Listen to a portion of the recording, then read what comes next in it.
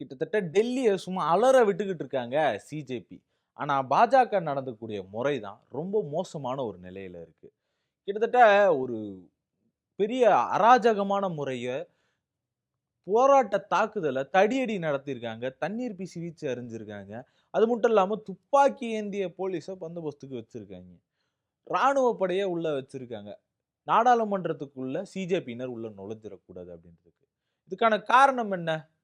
ஏன் இவங்க இப்படி பண்ணிக்கிட்டு இருக்காங்க? பலரும் அறிஞ்ச உண்மைகள்ல இருக்கக்கூடிய சின்ன சின்ன நுணுக்கங்களையும், அதுல இருக்கக்கூடிய விமர்சனங்களையும் இந்த வீடியோல முழுசா பார்த்துருவோம்.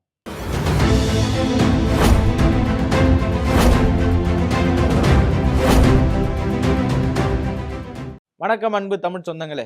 அதாவது இந்த கரப்பாம்பூச்சி ஜனதா கட்சி அப்படின்னு ஒண்ணு சிஜேபிய தொடங்குனதுக்கு அப்புறம், அபிஜித் தீப்தே அவர்களுடைய பார்வை எல்லாருமே வேற வேற பக்கமா ஒரு மாதிரி சொல்லிக்கிட்டு இருந்தாங்க. ஒரு பக்கம் அவர் ஆர்எஸ்எஸ் ஏவி விட்டவர் தான் அப்படின்னு சொல்லிக்கிட்டு இருந்தாங்க. இன்னொரு பக்கம் அவர் கையில ஏந்தி வந்த அம்பேத்கருடைய புத்தகம் ஆர்எஸ்எஸ் உடைய வெளியிட்ட புத்தகம் அப்படின்னு சொல்லிட்டு இருந்தாங்க.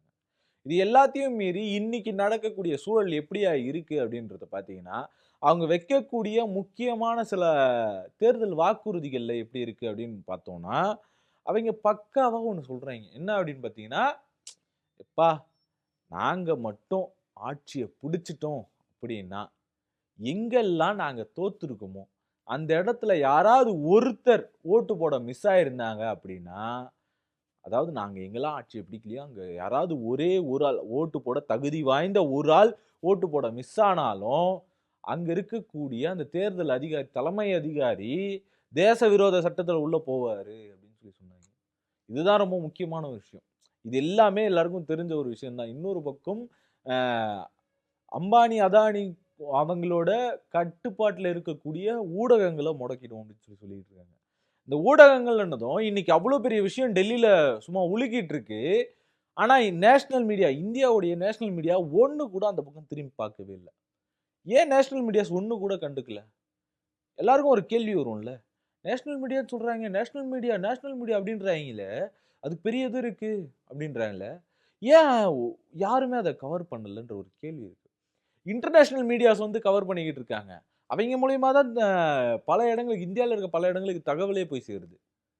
இப்ப அது மட்டும் இல்லாம டெல்லியில இன்னொரு பெரிய அபாயம் என்ன அப்படின்னு பார்த்தீங்கன்னா, சமூக வலைதளங்கள முடக்குறதுக்கான ஒரு வேலைய அங்க பார்த்துக்கிட்டு இருக்காங்க. சமூக வலைதளங்கள்ல, வலைதள போக்குகள அந்த இடத்துல டெல்லிக்குள்ள முடக்கணும். நாட்டோட தலைநகரத்துல இது நடக்குது அப்படின்னா, எந்த அளவுக்கான ஒரு சர்வாதிகார போக்கு அந்த இடத்துல நடந்துகிட்டு இருக்கு.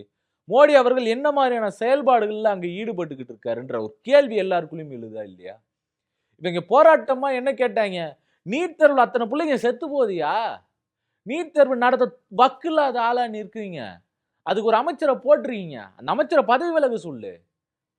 ஒரு தேர்வ நடத்த தெரியாத அமைச்சர் எதுக்கு இருக்கணும்? அந்த அதிகாரிகள சரியா பார்க்க தெரியாத அமைச்சர் எதுக்கு இருக்கணும்? இதுக்கு பதிலா நீங்க என்ன பண்றீங்க?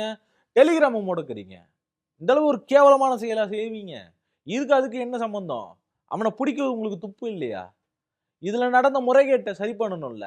இந்த முறைகேட்ட சரி பண்ணாம என்ன பண்றீங்கன்ற ஒரு அருமையான கோரிக்கைய வச்சு, இளைஞர் எழுச்சி படையா எல்லாருமே எழுந்திருக்காங்க அப்படின்றது ஒரு பக்கம் நிதர்சனமா இருக்கு.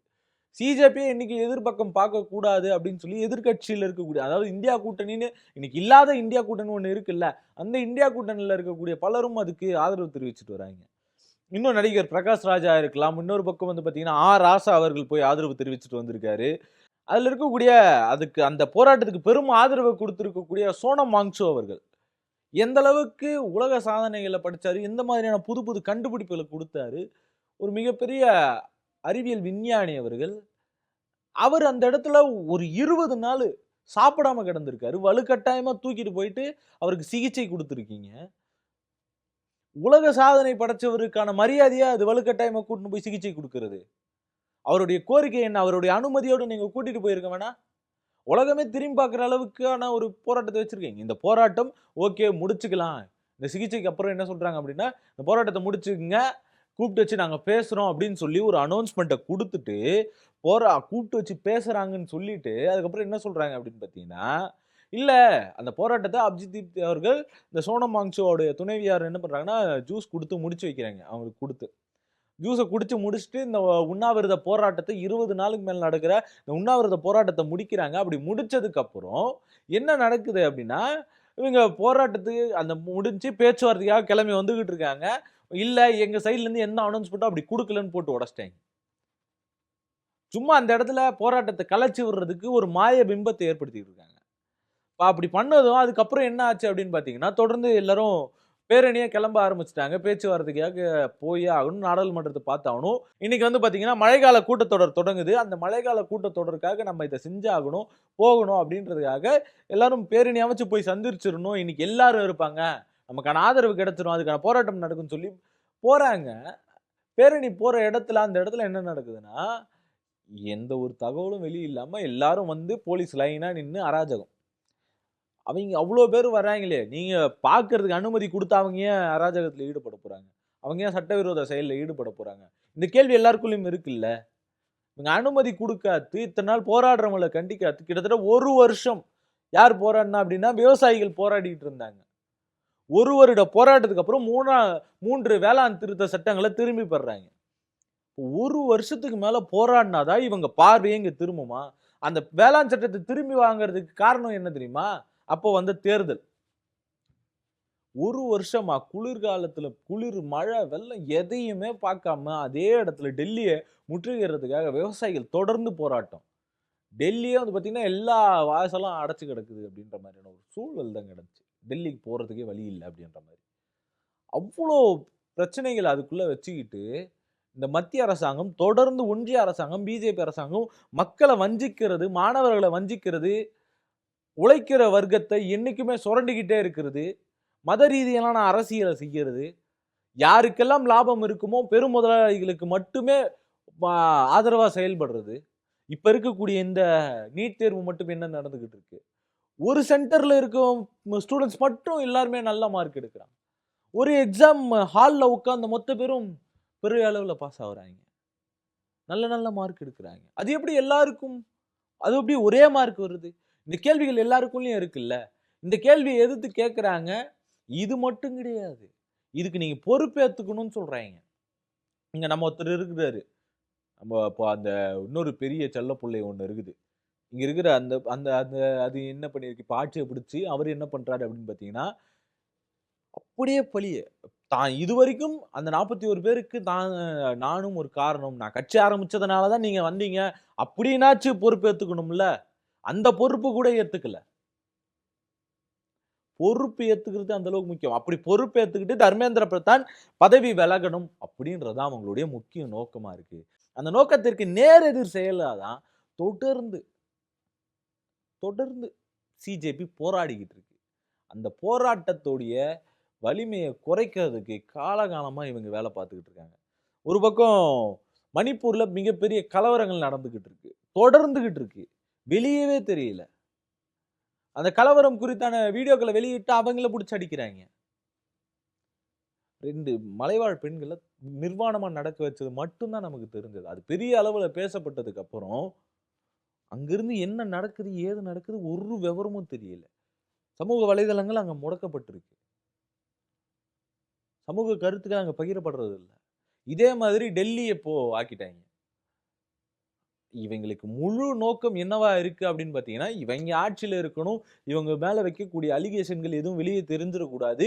மிகப்பெரிய சக்தி இப்ப கூட இருக்குது. உலக சாதனை பண்ண சக்தி, உலக மிகப்பெரிய படைப்புகள குடுத்த சக்தி, அந்த சக்தி இருக்கிறதுனால வெளிய அது தெரிஞ்சிருது. இன்டர்நேஷனல் மீடியாஸ் வந்து கவர் பண்ணுது.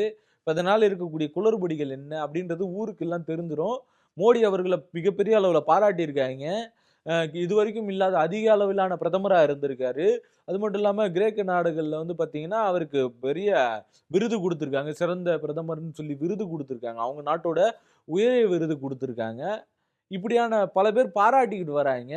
ஒரு பக்கம் உக்ரைனுக்கு நடந்த போர் நிறுத்தத்துக்கு காரணம் இவரு தான் சொல்லி ஒரு பக்கம் பேசிக்கிட்டு இருக்காய்ங்க. இஸ்ரேலுக்கான போர நிறுத்தறதுக்கு பெரும் முயற்சி எடுத்துக்கிட்டு இருக்காரு பேசிக்கிட்டு இருக்காங்க. இது எதுவுமே உண்மை கிடையாது. வாய மூடிக்கிட்டு துரோக வேலைகள பார்த்துக்கிட்டு இருந்தாரு இவருன்றது எல்லாருக்குமே ரொம்ப அப்பட்டமா தெரிஞ்சது. இது எல்லாம் மீறி இவங்க எப்படியாச்சும் அவங்கள பாதுகாத்துக்கணும் அப்படின்றதுக்காக முழுக்க, முழுக்க, முழுக்க இப்படியே தொடர்ந்து செயல்பட்டுக்கிட்டு இருக்காங்க. கண்டிப்பா சொல்றேன். நேபாள்லயோ, இல்ல ஒரு பக்கம் இதே மாதிரி தான் ஒரு விஷயம் பண்ணாங்க. இன்னைக்கு தடியடி நடத்துறது, துப்பாக்கி இந்த போலீஸ்குள்ள வைக்கிறது. ஒருத்தர் நின்னு அடி வாங்குறாரு. நான் இங்க தான் நிற்பேன். நீ முடிஞ்சா அடிச்சுக்க அப்படின்னு நிக்கிறாங்க. அத மீறி போலீஸ் அவங்கள வலுக்கட்டாயமா தள்ளி விடுறாங்க.